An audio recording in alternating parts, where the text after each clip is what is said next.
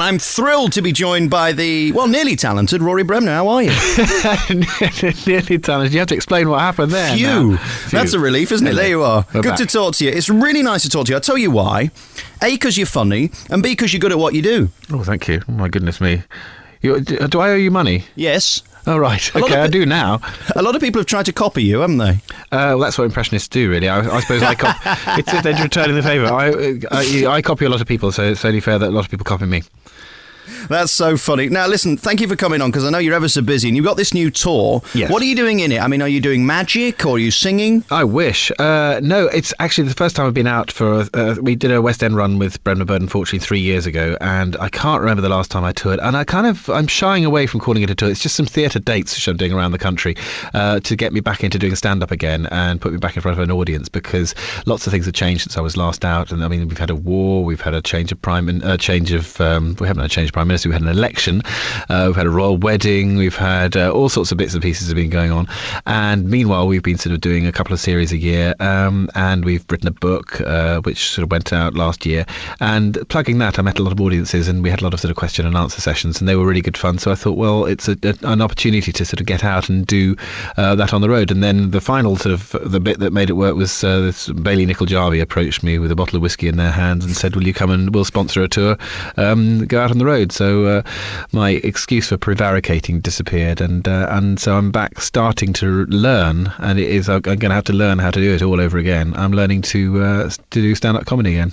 Prevaricating. I'm just making a note of that. Yes. There we are. Now, tell me... You should do Countdown. No, I'm not that. I think it's David Blunkett's favourite programme now. Yeah, it's absolutely great. I'm brilliant at that. I've got nothing else to do in the afternoon, and I like that, and I like the Teletubbies. Oh, that's so... Have you ever considered, maybe taking over? Because, Des is a little bit, let's say, not so confident on that, is he really? I think you're going to have to watch what you say. Have you watched it? Yes. What do you mean he's not confident? Well, he's a little bit wooden. He's probably feeling his way, I think. I've not been called wooden before, I've got to tell you that, actually. It's, well, Carol doesn't find me wooden. Do you know, funnily enough, her boyfriend's got the same name as me. That's useful, isn't it? Just think, how you shout things out? Well, I used to. Actually, I shouted out John Motson once. What was that about? No, I was going to watch it just for the sexual tension between Des and Carol Vorderman. I thought that would be great. But anyway, there you go. There's a website. That's another story. Oh, yes. That's there'll be a chat forum or chat up forum. Anyway, so that's David Blunkett. There's a live tour I'd go and see. Now, listen, what's the difference between doing the TV show and doing a live tour? I mean, is your show... About £5,000? Yes, exactly. I mean, is your show done as live for the TV? Well, we write the show on Monday and Tuesday, record it on location, we go filming on a Wednesday and filming for Thursday, and then on a Friday I write all the monologues for that show on a Friday. Just me and my producer write those, and then it's shown to an audience. So the stand-up bits are effectively live. We don't have a sort of some shows used to have canned laughter and all that. We've never used canned laughter. We used to sort of think about getting laughter from other programs like Crime Watch and things, but that is never particularly productive. So it's sort of done as live, but as I say, there's been so much that's happened since I was last out. It's almost this thing about what material do you use, and that's why in a way I kind of want the audience to prompt me rather than sort of just to sort of actually start from scratch, because there's so many things that I've forgotten about that really will sort of come back to mind. But I imagine we have sort of things about the Tory leadership election and Michael Howard's last little sunset tour. And I'm going off to a twilight home.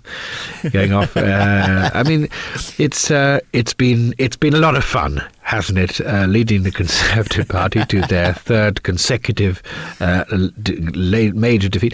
It's great because now David Davis is saying that the last thing the Conservatives want is to have an imitation of Tony Blair, and you think, yeah, because well, where would that would only win you 3 elections, wouldn't it? I mean, it's crazy. So there's a lot to do, and obviously there's the war on terror and this sort of stuff, and George Bush is, because I've been talking to.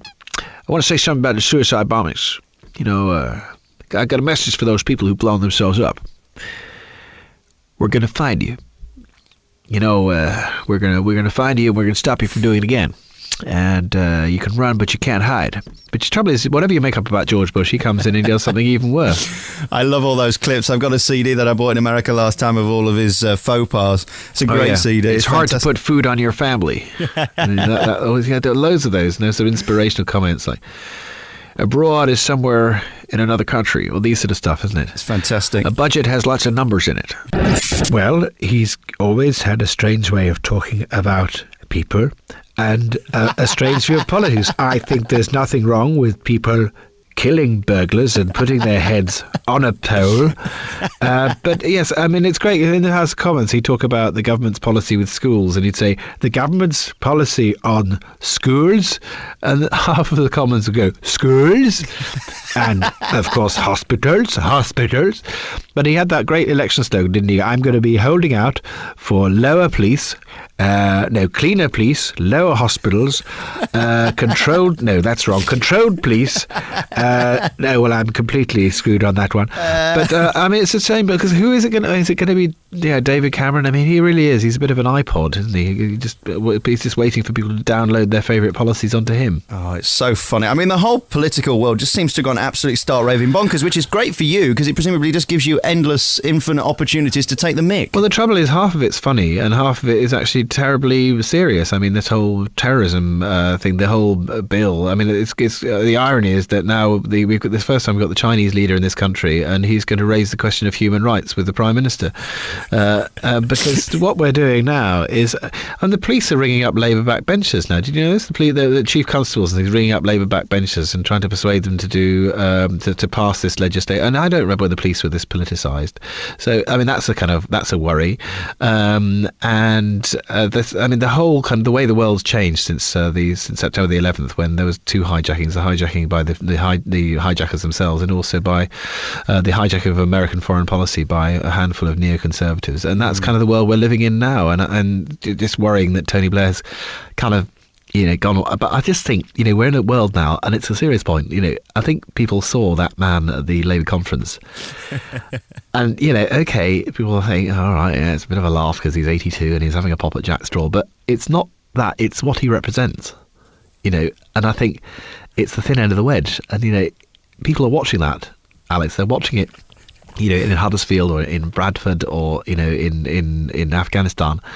And they're going to think, well, maybe the government's wrong, and they're going to use that as an inspiration. So, I think, Walter Wolfgang had rights and responsibilities. He had a right to be at the Labour Party conference, but he had a responsibility to agree with everything that's said. It's almost like, I mean, we've talked seriously on this programme about it, that it seems since 9/11, fear is what we all need to be. There's no question we can be anything as long as we're full of fear. Absolutely. It's not healthy, is it? No, it's not. And I think that's why politics is far too important to be left to politicians. I mean, I can't remember who said that really the one way you can control the people is if you tell them that they're under attack and they're under threat. And it was Goering, actually, Hermann Goering, who said that. And the governments throughout history have used fear as an excuse to go. I mean, the Americans are at the moment, as you say. There's a lot of legislation over there, and the difference between the American justice system and our justice system, as far as the terror is concerned, is that where wanting to lock people up for 90 days in Guantanamo, they do it permanently.